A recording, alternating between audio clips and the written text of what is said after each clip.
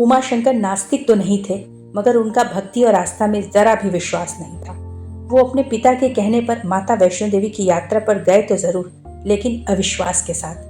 मगर उनके साथ यात्रा के दौरान कुछ ऐसी घटना घटी जिसने उन्हें सोचने पर मजबूर कर दिया कि आखिर उनके परिवार के साथ ऐसी घटना क्यों घटी और फिर एक नए उमाशंकर का जन्म हुआ। क्या हुआ था उमाशंकर और उनके परिवार के साथ, जानने के लिए ये सत्य घटना पर आधारित कहानी अंत तक जरूर सुने। जय माता दी। ये कहानी है उत्तर प्रदेश में रहने वाले उमाशंकर की। उमाशंकर का भगवान, भक्ति, आस्था से कोई नाता नहीं था।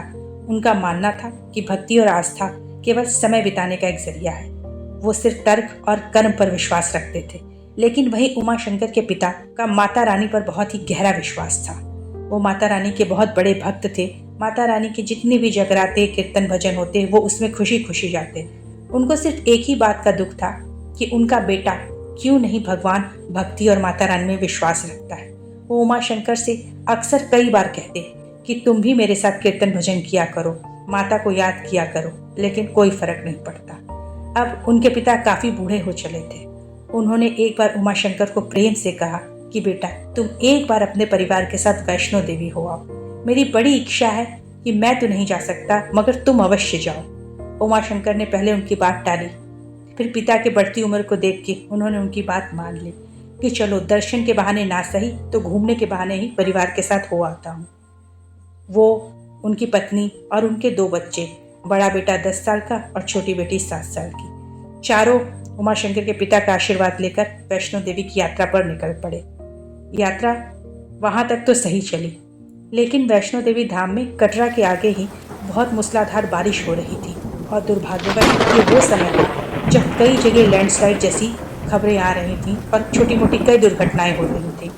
पर उमाशंकर और उनका परिवार बाकी सभी भक्तों के साथ दर्शन के लिए आगे निकल पड़ा। रास्ते में जैसे ही वो आगे बढ़े, मौसम और बिगड़ता गया। उमाशंकर की पत्नी ने कहा भी कि मौसम बहुत खराब हो रहा है, आगे नहीं चलते हैं, रुक जाते हैं। मगर उमाशंकर ने कहा कि जैसे सभी चल रहे हैं वैसे चलो हम भी दर्शन करके लौट आएंगे, क्यों समय नष्ट करना, जल्दी से दर्शन करते हैं, पिता की बात भी रह जाएगी और हम फटाफट लौट आएंगे। और वो सब किसी तरह बचते बचाते माता के भवन तक पहुँचे। माता के दर्शन भी किए। उमाशंकर के मन में कोई भाव नहीं थे दर्शन के समय में।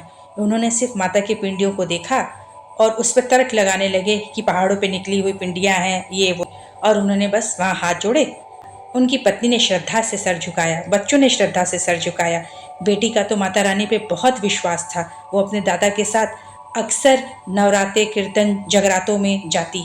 तो बेटी ने बहुत ही प्यार से अपने माँ से कहा कि माँ, मुझे पिंडियाँ बहुत ही अच्छी लग रही हैं, ऐसा लग रहा है मानो देवियाँ बैठी हैं। माँ ने भी प्रेम से सर झुकाया और वो सब बाहर निकल आए। लौटते समय आधे रास्ते तक तो सब कुछ ठीक था, लेकिन अर्धकुमारी के पास आते आते इतना भीषण लैंडस्लाइड हुआ कि उसमें इतनी अफरा तफरी मच गई, न जाने कितने लोग लैंडस्लाइड के चपेट में आ गए। और वहीं उमाशंकर ने जोरों से अपने दोनों बच्चों का हाथ पकड़ रखा था, पत्नी भी पीछे साथ में ही थी। लेकिन जब धमाके के साथ लैंडस्लाइड हुआ, सब लोग इधर उधर तितर बितर होकर भागने लगे।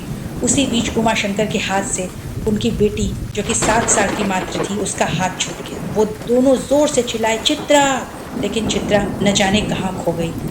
वो सब इधर उधर भागते रहे, उसे ढूंढते रहे, लेकिन चित्रा का कहीं कोई पता नहीं चला। कई घंटे तक ढूंढने के बाद, बारिश में पूरे तरीके से भीगने के बाद, वो सभी किसी तरह से लौटते हुए, रोते हुए, हताश नीचे बेस कैंप पर आए। नीचे जैसे ही वो पहुंचे, उमाशंकर फूट फूट के रोने लगे।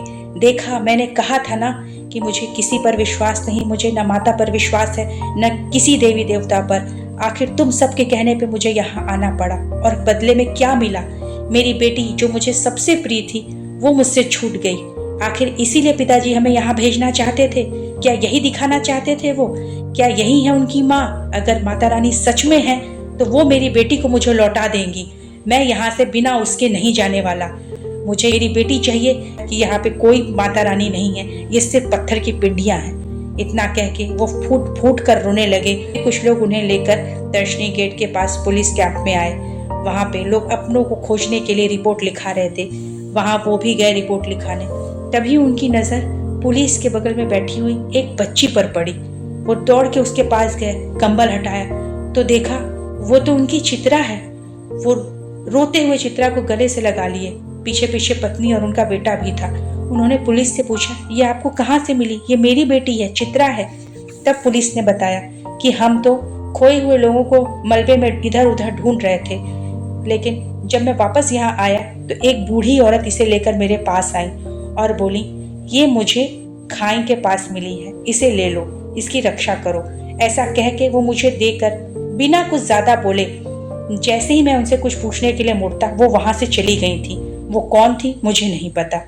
तब उमाशंकर ने चित्रा को गले से लगाया और पूछा, बेटा तुम्हारे साथ क्या हुआ था? तब चित्रा ने बताया कि पापा, मैं जब खाई में गिरी तो मुझे लाल कपड़ा पहने हुए एक बूढ़ी औरत ने अपनी गोद में ले लिया। मैं बहुत तेज से डर गई थी, मैं बहुत रो रही थी।